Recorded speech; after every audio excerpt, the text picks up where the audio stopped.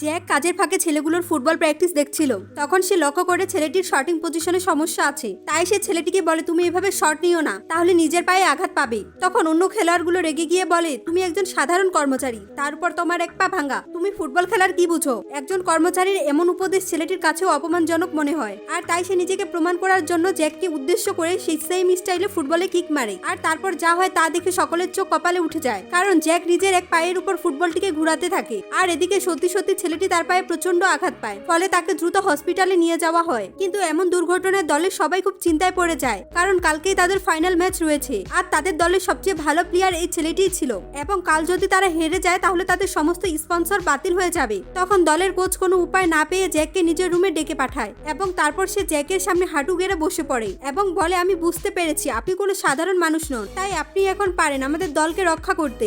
আর তখনই জানা যায় জ্যাক আসলে এক সময়ের সবচেয়ে সেরা দলের ফুটবল কিং ছিল, কিন্তু এক টুর্নামেন্টে তার প্রতিপক্ষ দল ষড়যন্ত্র করে তার পায়ে আঘাত করে। আর সেদিন থেকে জ্যাক পঙ্গু হয়ে যায়। তার এমন অবস্থা দেখে এই কোচের মেয়ে সেদিন তাকে রাস্তা থেকে তুলে এনে মাঠ পরিষ্কারের কাজ দেয়। আর তাই সেই ঋণ পরিশোধ করতে জ্যাক সিদ্ধান্ত নেয় সে তার ভাঙ্গা পা নেই, কাল সে এই দলের হয়ে ফাইনাল খেলবে। আর তাই পরবর্তী পার্ট দেখার জন্য চ্যানেলটিকে সাবস্ক্রাইব করে দিন।